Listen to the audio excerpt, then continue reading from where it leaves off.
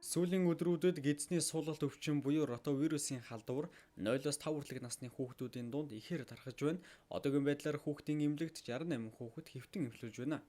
Үүгээр ротавирус, алиановирус, реновирусын тархалтын түвшин өндөр байгаа гэлээ.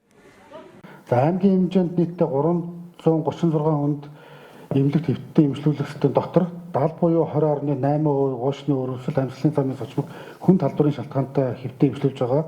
За улсын түвшингөөс 12.6, аймгийн дунджаас 3.9%-аар тус болвол их байгаа.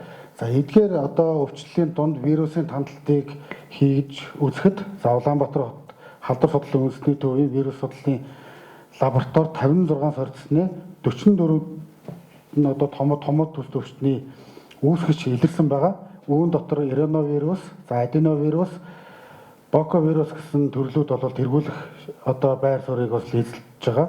За зэрэгэлдэх аймаг орон нутаг буюу Дархан уул аймагт бол тандалт хийж үзэхэд нийтдээ 2 тохиолдол бол томоогийн А хүрээний H3N2 вирус бол илэрсэн байна. За Орхон аймгийн лабораторид 128 сорцт одоо тандалтыг хийхэд бол одоогоор вирус илэрсэн байхгүй. Ротавирусын эсрэг дархлаажуулалт өрхийн эрүүл мэндийн төвүүдэд хийгдэж байна. За хэрэв эцэг эхчүүд хүсвэл төлбөрөө төлж 3 удаагийн давтамжтай насан туршийн дархлаа тогтоох вакциныг хүүхдэд хийлгэж болох нэ. За ротавирусын вакцин маань хүүхдийн 3 тунгаар хийгддэг.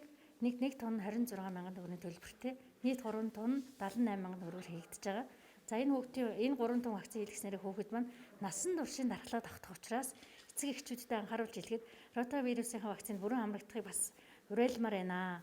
Энэ маань хүүхдийн их хоруу чанар ихтэй, бөөлжилт ихтэй, суулгалт ихтэй халууруулдаг. Хүүхдээ ер нь их хорлогонд оруулдаг учраас вакцинд хамралтанд нь бас анхаараарай л гэж зөвлөмөр байна да.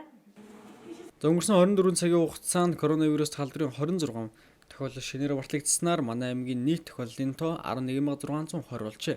За харин вакцины бүрэн тунд 65 мянга гаруй иргэд хамрагдсан бол вакцинжуулалтын нэмэлт буюу 3 дугаар тунд 28,139 иргэн хамрагджээ. Одоогийн байдлаар хэвтэн эмчилж байгаа 43 иргэн байна. За үүнээс хүнд 6, хүн төвтөр 38 иргэн хэвтэн эмчилж байна.